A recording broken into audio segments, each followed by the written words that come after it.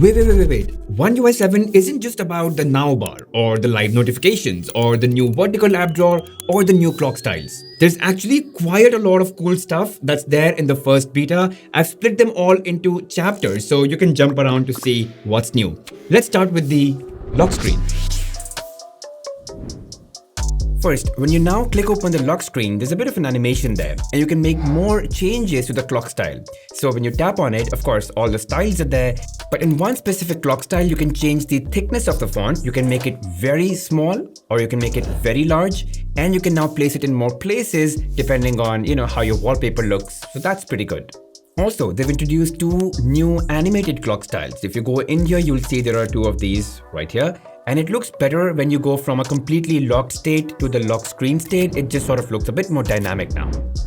And there are more widget options on the lock screen. So I'm just demonstrating the camera widgets wherein you can directly jump into the camera mode that you want to. So that saves you the trouble of opening the camera, shuffling through modes. But there are actually more widgets like gallery and calendar, which are also very good. If I'm being honest, I think the lock screen customization on iOS is actually still better, but I think in the world of Android, nothing beats this right now. But what is new on the lock screen are the live activities, and I think that Samsung One UI 7 has done better than iPhone. So guys, just like the dynamic island on iOS, you've got now bar where you can see live activities that's happening on your phone. So whether it's a stopwatch, a timer, something on Samsung Health, you're playing music, you can see all of that and shuffle through on the lock screen itself. And if you tap on it, it gives you more info.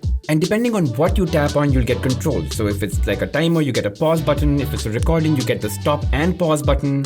And it also shows up on the always on display. Now, if you go into your settings and lock screen and then into now bar, you'll be able to see the kind of things it supports at the moment. And of course, most of these things are native functionalities, but hopefully we'll see this for more apps.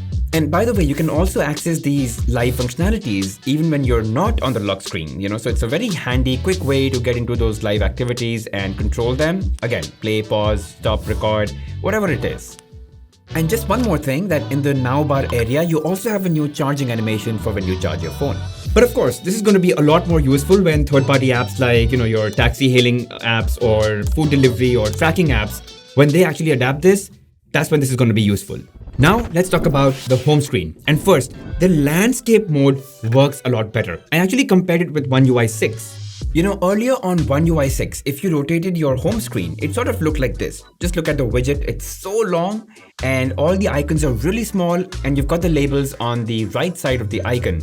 I mean, this is not the best way to really do this. But now with One UI 7, you see this widget and then you've got the Google widget, and now when I rotate, the widget retains its size and proportion. The icons are nice and large and you've got the labels right underneath them, just how it should have been from the start.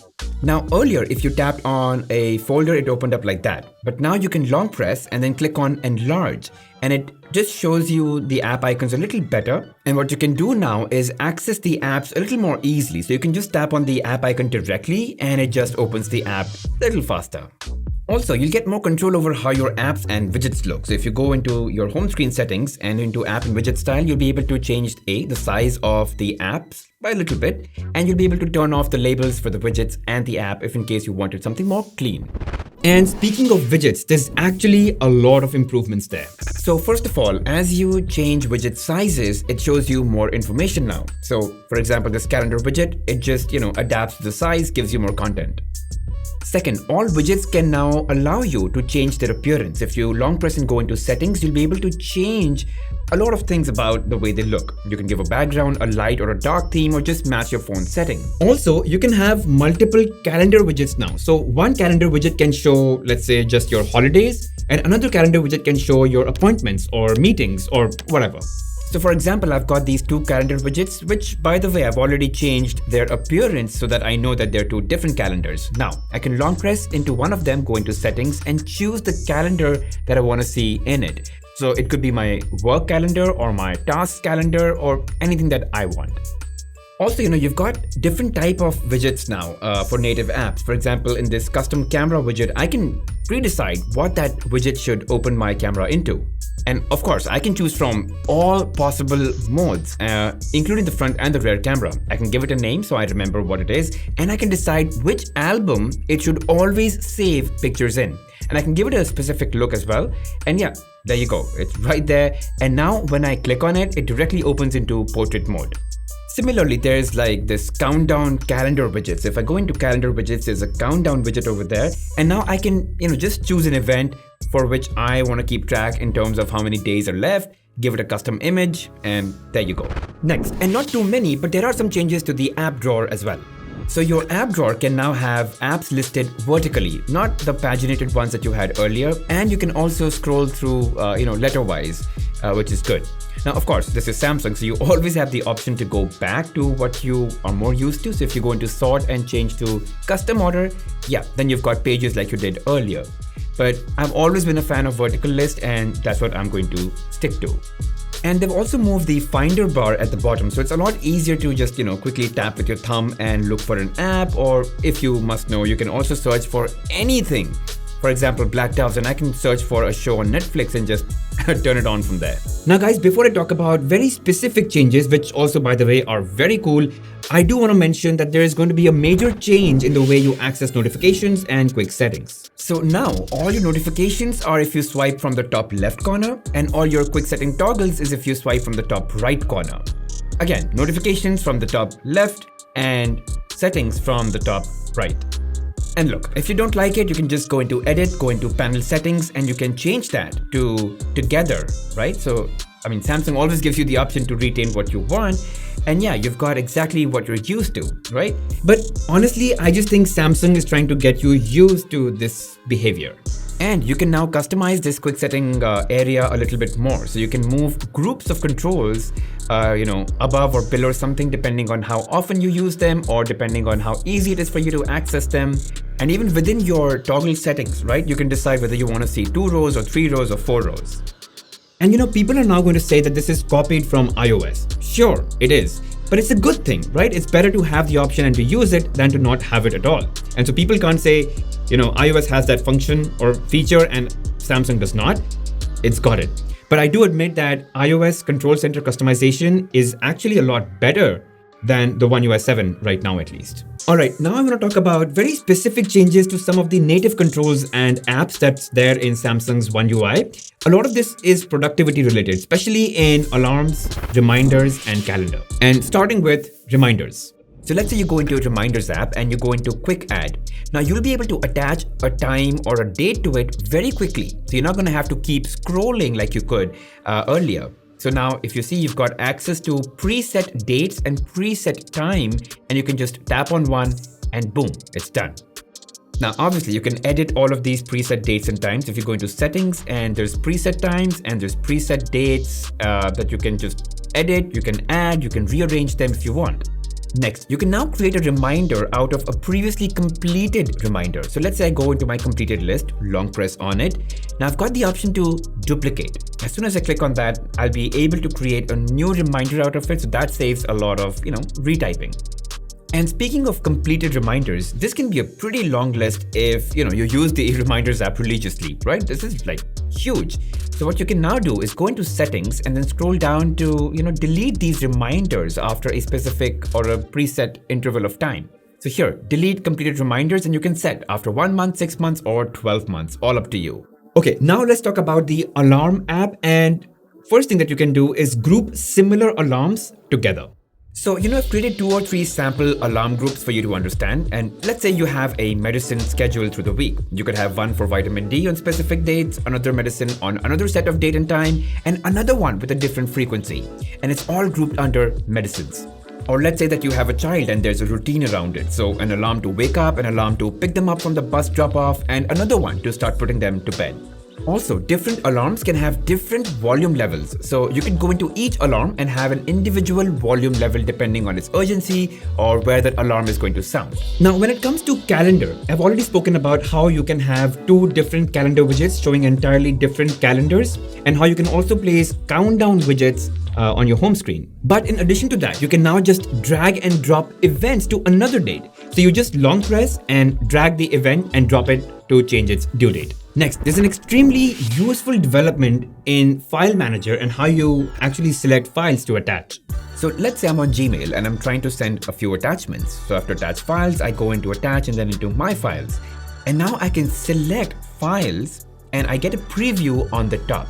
It shows me the thumbnail and it shows me the name of the file, just a little bit. But it's enough to give me a sense of what I'm sending. And I can see all of them in this horizontal scroll. Like if I compare to how it was on One UI 6 on the left side, you'll see that there's no option for me to preview, right? And I can just select things in the dark, not knowing what I'm sending, but this is really helpful. Oh, and I can select the root folders very easily. So recent files, internal storage, if I have OneDrive or Google Drive connected, and I can filter the file types very easily. And this is all super productive. I mean, if you use your phone for office work and you use Teams or Slack or email, you tend to attach files quite often. And just having that preview or just to double check the files you've selected, I think this is great. Okay, so attaching files and sending is one thing, but if you do use Quick Share to, share files with phones that are in your vicinity, which by the way is faster than iPhone's AirDrop, there are actually quite a few improvements there as well.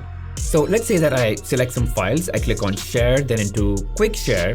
It's going to show devices that I send often to by default, assuming that they're there. So it's not going to waste time looking for those devices. Basically, earlier, if you tap on quick share, it's going to wait and first search for devices. That's not going to happen. Devices you often send files to, they're just going to be there. You click, it's going to make the connection and send the file. And the other thing Samsung has introduced in Quick Share is, like, let's say you're sharing a file with someone who's in your vicinity and they happen to go out of range. The file share will not stop. It's going to use internet and continue the file transfer. So if within Quick Share, you go into settings over here, and then there's an option called allow sharing over internet. Just enable that, and that's what this is going to do. But again, I'm going to admit that iOS did introduce, continuation of AirDrop over the internet last year, but Samsung has that too now. Okay, now let's move on to the camera, and more so the camera app. And to give you an understanding of how the UI has changed, I thought I'll compare it to what the One UI 6 had. So currently on One UI 6, you've got all these controls at the top, and then you've got these modes at the bottom. And if you go into more, it sort of takes up the whole screen, and then you can pick one and add it to your list of modes, right? And this is One UI 7. And see, everything at the top is gone and everything is tucked at the bottom. Very easily accessible with your thumb. You've got all your modes, you've got all these settings and aspect ratio, live motion, megapixel selector. Everything's just accessible with your thumb, a lot easier. Even the more menu, a lot more accessible with your thumb, and you can just, easily move your modes up and down. And also a bit of small change in the way you select your zoom. So if you look at your zoom selectors, when you click on one of the zoom options, it just opens up more, and yeah. Honestly guys, there are some other changes to the camera UI, especially in Pro video mode, where the controls are slightly more concealed, so you get a better view through the viewfinder. There's some changes in how exposures can be locked to specific modes. And there's also some changes in how the tele and wide functionalities for zooming in during Pro mode actually works. But I'm not touching upon that because it doesn't impact a lot of us. But yeah, there are some more changes. Okay, there's one crazy update in how gamers are going to use this phone. So you can now preset the performance for every game individually in the game booster settings. So if you go into your advanced features and then scroll down to where it says game booster settings, customization for individual games. And now you can select a game and you can decide, hey, what should it be, the performance level? Should it be performance or saving battery? What should be the max FPS? What should be the screen resolution? Should it be half or should it be at its full peak? And you can decide whether you want the frame booster settings to be on or off. And then you can have all of that set for every game. And this is great for ultra phones which have their default display resolution set to FHD+, and that way, it jumps to a higher resolution when that specific game is turned on. Okay, finally in the battery department, just a few changes. So if you go into your device care, then into battery settings, and then into battery protection, you've got one extra option. You'll now be able to set the peak levels to which your battery can be charged from all the way to 80% to 95%. So you've got a bit more flexibility over there. And also you've got a bit more flexibility into what your power saving mode does. So now you can decide from more options how your power saving mode should be. So you can, opt for any or all of these and, save more battery or save less battery when you're in power saving. So you've got more control over that now. So yeah, those are some new changes that I see with the One UI 7, which I think really impacts the way we use our phone every day. Again, guys, there are some other changes in, in security. There's some in gallery as well, but they're not features that you may end up using every day. So I've not highlighted those, just the things that I thought really impact everyday use. I hope you guys really enjoyed watching the video. And if you did, make sure you hit that like button, subscribe to the channel, hit that bell notification icon, and mark all. Really helps the channel grow. I'll see you guys in the next one.